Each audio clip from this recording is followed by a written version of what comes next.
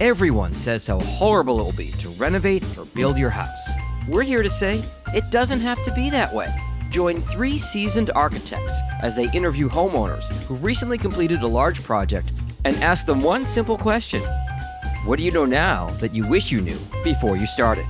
Welcome to Home, the Second Story podcast. Welcome to Home, the Second Story. I'm Taylor Davis. I'm an architect here in Birmingham, Alabama. I have a small residential practice here, TPD Architecture and Design, and we do residential work and interiors. We're glad you're here. My name is Marilyn Moedinger, and I'm the founding principal of Runcible Studios. We're based in Boston, Massachusetts, and Lancaster, Pennsylvania. I am Sheri Scott, located in Cincinnati, Ohio, and I am founder and principal architect at Springhouse Architects. When the 3 of us got together to collaborate on this podcast, we were brainstorming about what to call it, and Taylor landed on our name of Second Story. So Taylor, will you tell us how you came up with that? Yeah, every now and then a big light bulb hits. And I think one of the things we really wanted to talk about in this podcast was not the conception of a project, not the initial execution of the project, but what comes next. How do homeowners feel after they've been in their homes for a little while? So what's the second story? Not the first story that inspired them to do the project, but what comes next? And so Home, the Second Story is really about, for us, talking to homeowners, hearing their reflections on their experience so that you can learn from those experiences too. Yeah, and that was important to me because a lot of times when you talk to homeowners during the project, it's all very frenetic and kind of very high highs and very low lows during the process. So after they've gotten in the home, they've spent a holiday there together and everything has kind of settled. That's what I'm interested in getting from them. Yeah, I agree. I think the other part of it for me is that we've all experienced this where we might be telling folks things that we know from 20 years in the business, but it feels different when it's coming from someone on their own level with a similar experience level. So homeowner to homeowner conversation is very powerful. And every time I talk with my clients who've been in their home for a year or so, and I say, I wish I could connect the knowledge and wisdom that you're sharing with my new clients so that they can hear from you. Yeah. What if I just sent you out for dinner with new clients and you guys could all talk and share lessons and stories? And that's what we're here doing in this podcast. Some nice little dinners between our clients. That's right. That's right. Give them a little opportunity. So I think, that's why we wanted to do this. I think it would be interesting for us to explain who we are and why anyone should listen to us. Our goal is to have people listen to other homeowners, but also we've been around the block a few times as well. And so, Sheri, why don't you go first and tell us a little bit about your background? I started Springhouse Architects 16 years ago during 2008 when the big recession happened in housing. The architecture firm I worked for could no longer pay me. And so I said, well, I'll go out on my own then because I'm not making any money anyway. I went out on my own. It grew very slowly from there. I was raising 3 little boys at the time that are grown men now, but it afforded me that flexibility to be home for them, but still be able to be a professional woman and stay in the industry. Growing from there, I think my business has grown slowly every single year. Now we're up to a team of 8 people. We focus on high-end residential, ground-up construction. That's not all that we do. I recently merged with a guy from Cincinnati, another registered architect. And when we merged, we became more capable of doing commercial work. So we've kind of merged more into commercial also. My own focus will always be residential. It is my passion. It's what I'm good at. It's what I feel really confident leading people through that process, having done it literally for 30 years. I've been in the residential architecture field. I've also done other things. I tend to have more than one thing going on at a time, which is sometimes to my own detriment. But we did, for a short stint, start building our own projects. I learned slower than I wanted to. I learned that that is not my talent and it is not for me.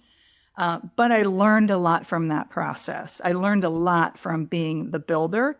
And what it really did was reinforced my belief that homeowner, architect, builder is the right triangle to be in. We were performing building as design build, and it always sounds great at the time, but really to have that triangle and the back and forth and being able to check each other, that's really a great process. And that taught me why that's important and that's the way I want to continue on in my business. The other thing I'm doing now is jumping into development, which I think that is for me. It is sometimes trial and error, running a small business. And so on a whim, about a year and a half ago, there was a church, a big 14,000 square foot church in downtown Cincinnati that was up for auction, and I bid on it and I won it without having any idea what I was going to do with it. But I knew that I wanted to be in Cincinnati. I knew I wanted to be downtown. It seemed like the right time for it. And it's a very long story where we are right now in that process. But drinking from a fire hose, learning the development process, and I love it. It is hard. I have a lot to learn, but I love it. So that's where I am in my professional journey. I will say I love my job, maybe not every single day or every single minute of every day, but I love it. I love being an architect. I love leading people through these projects. And I've gotten to meet two of my best friends through this profession. So Marilyn, would you like to tell us where you came from? Sure. I'm going to start at the very beginning. I was born on a farm and grew up on a farm. And I ever since I was a little girl, I would get these plan books from the grocery store, and I would open them up and get out a little pot of white out all of the walls and redraw them where I thought they should be. Pretty soon someone realized that was actually a job that I could have someone explain to me that that's a job that you could have. And I was beside myself. What do you mean? I can go to school and learn this and I can do this as my job. So I went to architecture school. After architecture school, I actually went into contracting. So I was a construction laborer, started at the very bottom and worked my way up. I was an estimator and then a project manager. So I have years of experience on the contractor side. So that experience is super useful for my clients. It's really fun additional color I can add to stories and to serve my clients and also to work with contractors in a really collaborative way. But I wasn't destined to be a contractor forever. So I went back to school and got my master's in architecture. I moved to Boston. There was a recession. There were no jobs. I got sort of half a job offer in Boston. So I sold my car so I could pay the movers and moved to Boston. There I started teaching. So I've been an adjunct professor for about 12 years. And I also started working at a firm in Boston focused on multifamily projects. Couple little things here and there. This happened. And I kind of started my business by accident, actually. I had left a place I was working. I was actually in academia full-time. Love the students. Love teaching. Do not love being an academic administrator.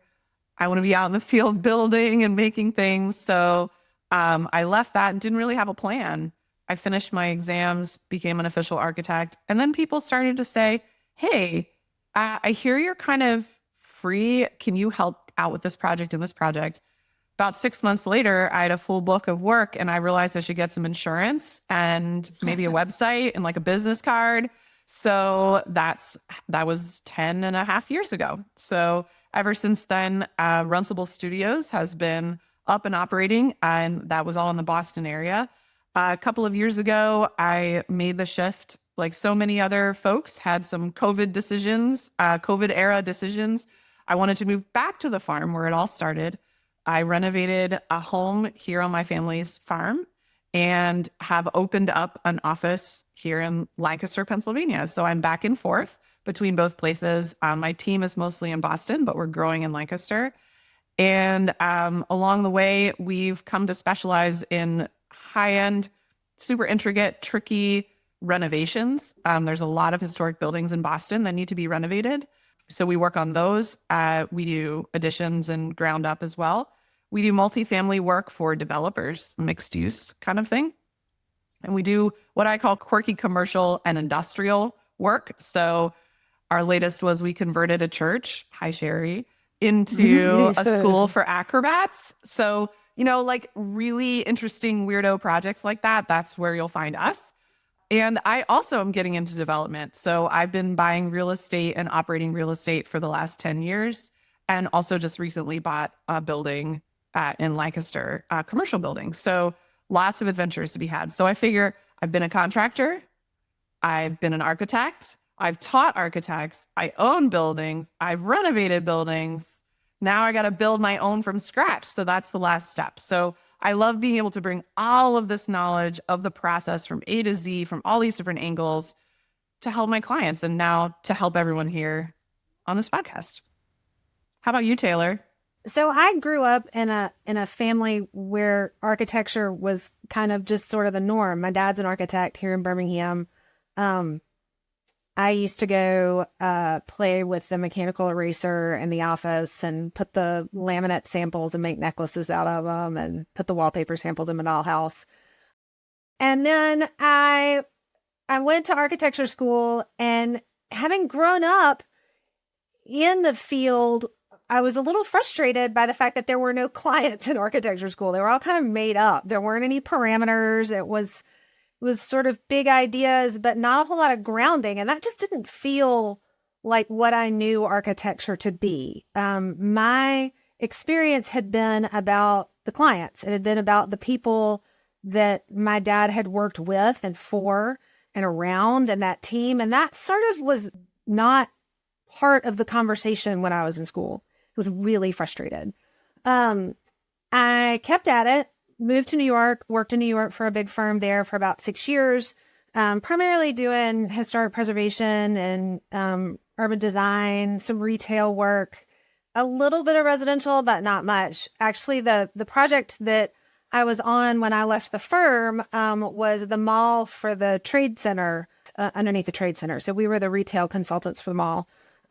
And I left in February of that year when our first child was born. And after September 11th, things changed for a lot of people. It was kind of another one of those COVID sort of landmark, points in time where things are one way before and a very different way afterwards. We moved to the suburbs of New Jersey, and I started doing residential work out of my basement with an infant and then a toddler and then pregnant again. And then being fed up with the winter and being at my heart an Alabama born and bred person, I convinced my New Jersey husband to move back to Alabama, and we started a firm. I started a firm here pretty soon after that, kind of working out of my basement. It's sort of the slowest startup in history, and really have focused primarily on client work, on real client work. And most of the time that means we are doing a lot of hand holding. We're doing some marriage counseling. We're doing some predictive, your kids are going to go through this next phase. You're going to need this number of parking places for the teenagers. So it's a lot of conversation in addition to the design work. And that's what I found fascinating. And I think what I found so frustrating about architecture school is that conversation with the clients wasn't ever happening. Like, I really thrive on that. So we now do full service architectural design for renovations, but also for new construction.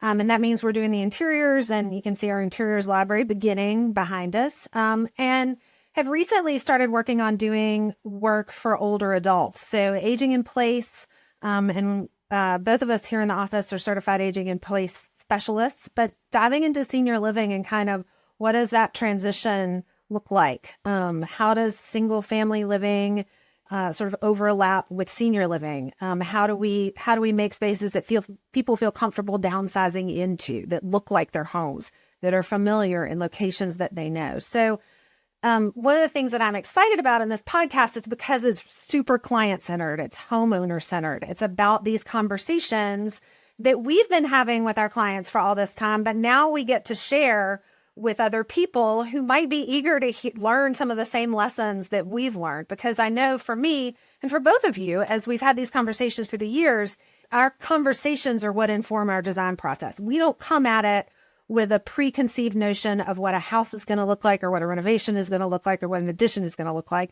It comes about through our long, lengthy conversations and reiterations of design that we come to over these conversations and with these relationships that we build with our clients.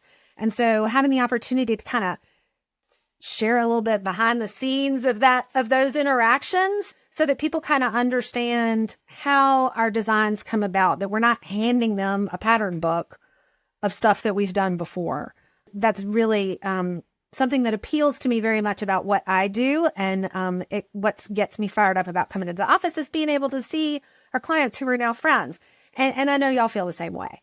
Taylor, I agree 100%. And I think what you're describing is the collaboration that happens between architect and client, or architect and homeowner, when they are equally part of the design process. We can't do it without them. We can't do it without understanding what they want, what they need. They don't have to come to us with solutions. They just have to come to us with desires or dreams or ideas or problems to solve. We're good at that. Right. And I think that's something that we want to highlight as we're moving through these conversations with homeowners, is what that collaborative process feels like. There's such this idea that it's going to be difficult, but if you've got people around you who've walked through the process hundreds of times, we are able to help draw people out and draw people through that process. And I'm excited for us to share our knowledge about that, but also excited for our folks who are going to join us, our guests, to tell others, hey, it's all right. This is how this process really works. This isn't just when you Google it or when you watch HGTV or see these things. This is how it really works. And this is how it could be awesome. So it's that collaborative piece, I think, that people don't really understand until they've gone through it. Yeah. One thing that I love about the three of us being together is that our practices are so different. But what we do have in common is we all deal with residential clients. And in that, I have always loved residential work because it's very personal. It is us designing a home for our clients, for them to live with their families, for them to celebrate things, to mourn things. Every single thing that happens will happen in the context of their home. That's very important to me in what I do in architecture. And through this podcast, I think that we have a chance to help the homeowners understand where to start in this process.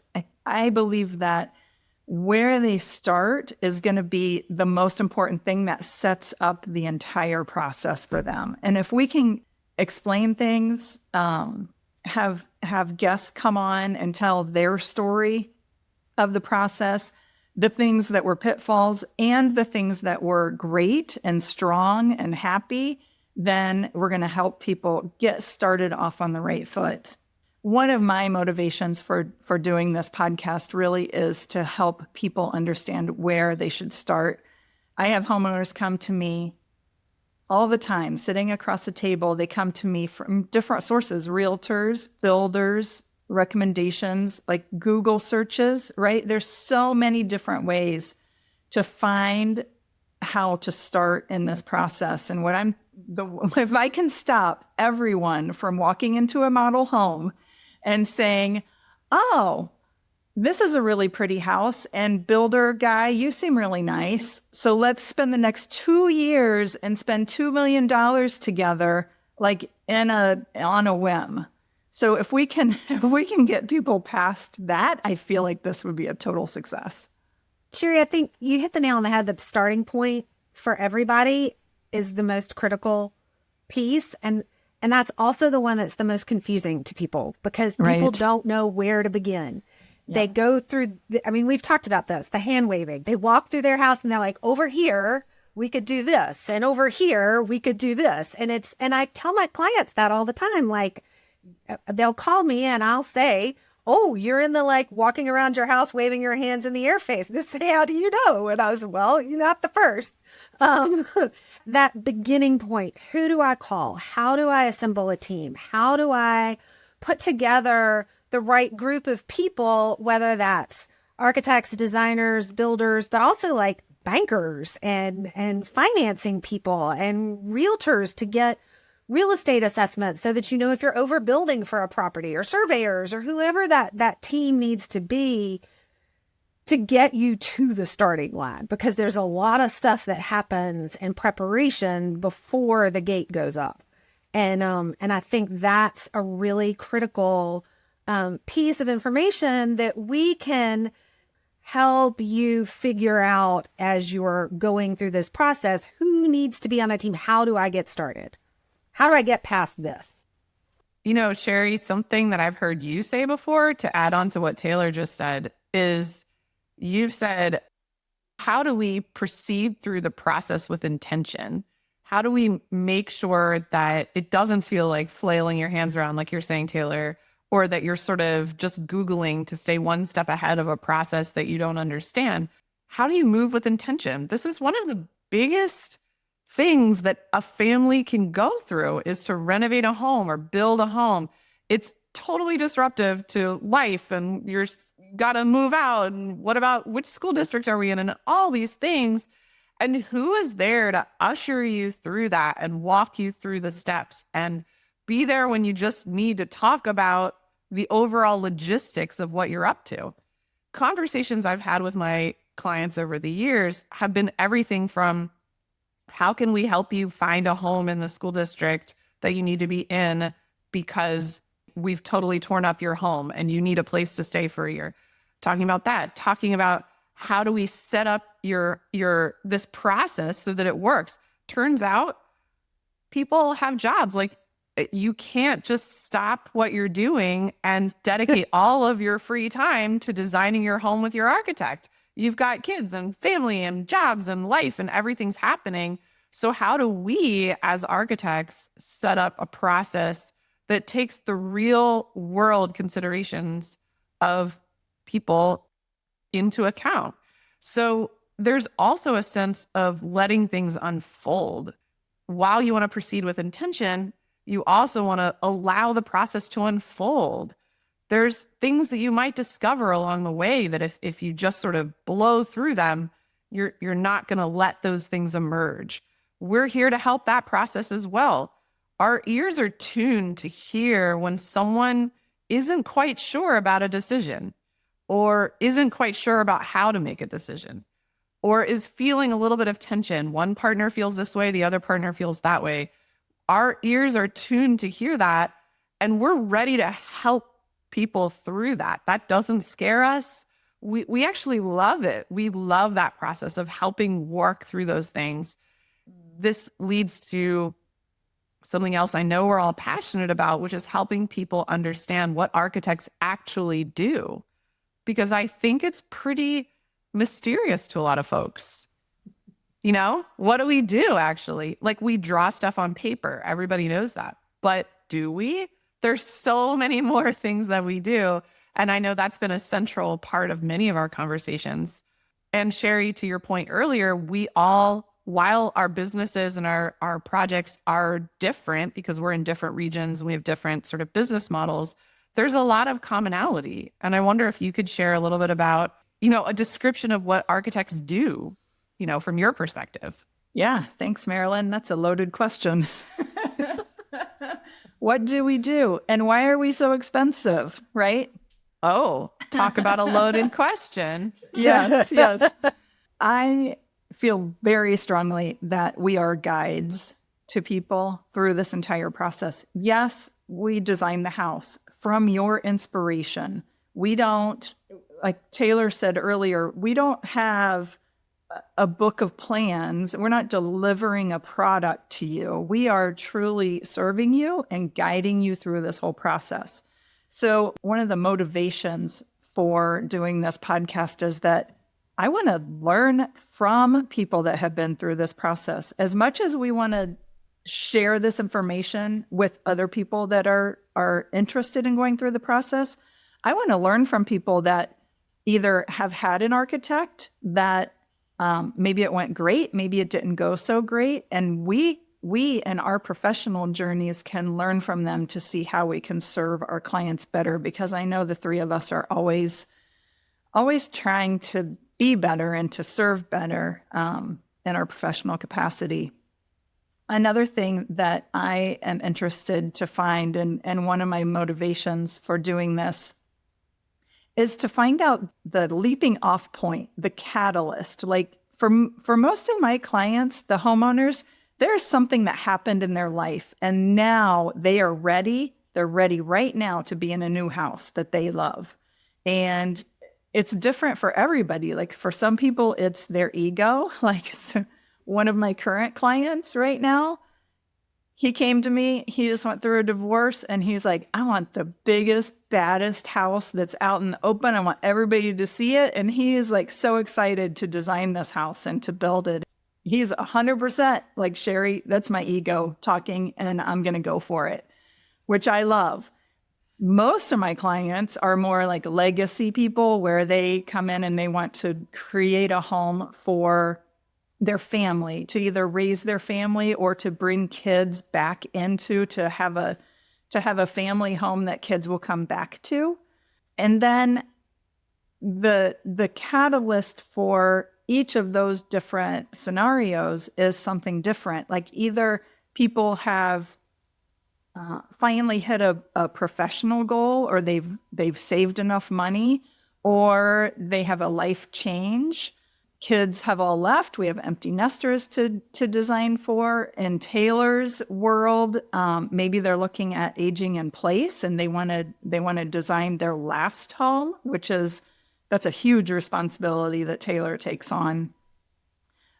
So I am eager to hear all of those stories from different perspectives, and I hope that we get to talk to people that have done huge custom homes that are, big price tags. But I also want to talk to people that do production builds. I want to talk to people that are in a small neighborhood or have done renovations or additions. I want all the different perspectives, because we tend to get niched in so far that we don't know the other perspectives. Sheri, I think you said something else that struck me, which is that everybody's got these different catalysts for why they're doing this, for why they're getting involved in this. And I think learning from those catalysts, it is also sort of understanding whether that was the right catalyst, whether that, whether that motivation was actually the best motivation, and how did that steer their project positively or negatively. I think that there's a lot that we can learn from folks about, and that people can learn from each other about, we did this. I hear a lot when I talk to my clients, it was short-sighted that I did this way. I should have gone ahead and invested in X. For example, I'm sure the conversation we hear a lot is that I want to phase this because construction costs are going to come down. They never come down. Construction costs never go down. They never come down. It's just a word. Just put that out there. You will never get any cheaper than it is to build probably right now. Maybe a little bit, but really not that much. What can we learn from their mistakes, from their short-sightedness, from their inspiration, from their lack of inspiration? And I think the three of us, sometimes we can hear the same conversation over and over again within our own client circles and the people that we talk to. what I'm really excited to do is get out of my own little Alabama box and hear from people who are dealing in different contexts, whether that's, Boston winters, which is something we don't have to deal with, whether that's wide open tracts of property, which is all something we don't have to deal with very often. So what are the other kind of contexts where the people that we're talking to are coming from, and what their inspiration led them to? So for me, it's also about getting out of my own little box.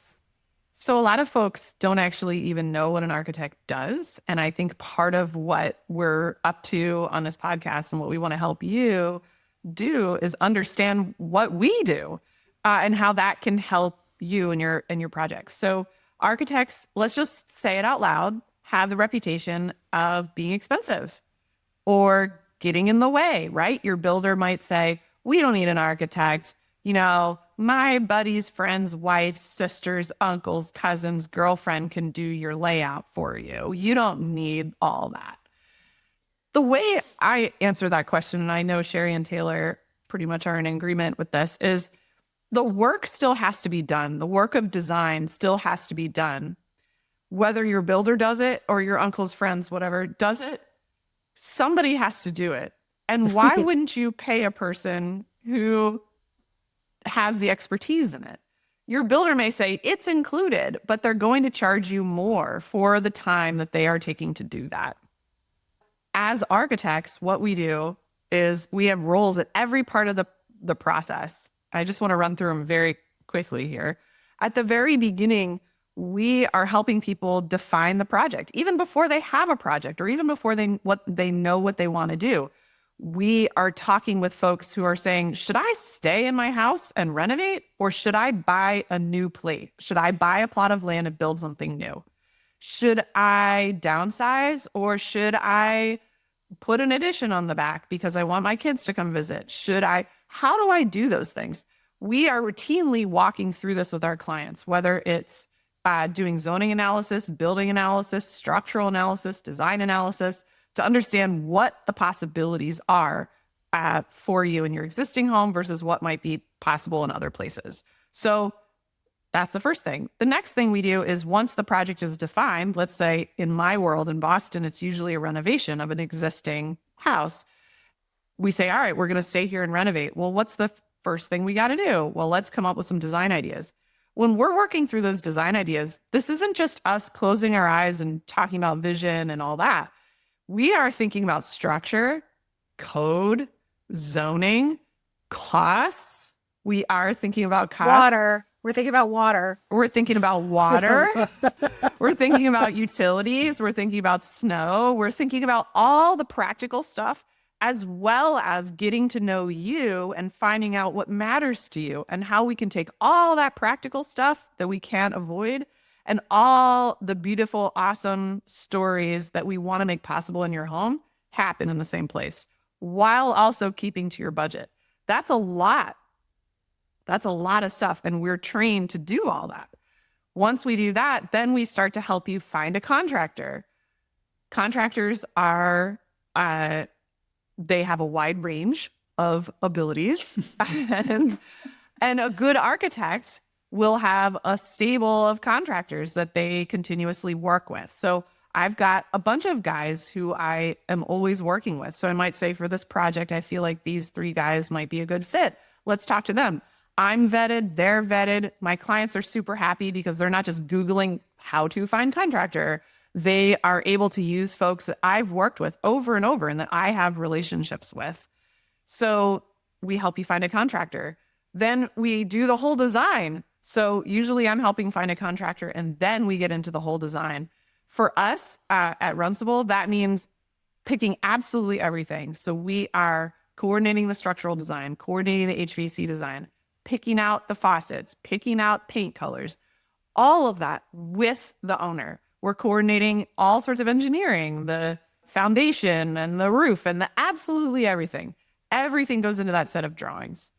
When all that's done and the contractor has it, it's time to build, I guess we're done, right? Architects leave the scene? No, they do not. Here comes one of our most important roles, which is construction contract administration, or sticking around during construction to keep things on the rails. What that means is in a renovation, everyone knows the dreaded story. Oh, I've opened a wall. There's all these surprises. What do I do? Instead of the contractor calling you every night with 17 questions, they're calling me all day. So I might have 99 questions a week that I get from the contractor, and I can answer 98 of them. And I bring my clients one, and I say, here's what I need you help with. And here are 3 solutions that we can work through. My clients are busy people with families and lives and jobs and everything, and they don't have time to answer the contractor calling them every 4 minutes. That's what I'm there to do. And I can solve it and bring them 1 or 2 questions a week and have them be part of the process in a fun, coordinated, as stress-free way as possible. And then, are we done then when construction's done? No, we're still part of the process even after that. Anytime you might want to do something extra on the house, we're there. We already know the house. We can help you figure out the addition or the backyard or other things like that. But I think the point here is that we're involved much earlier in the process through much more of the process than most people realize. And the value there is immense. I can pay for my fee with one single good catch during construction.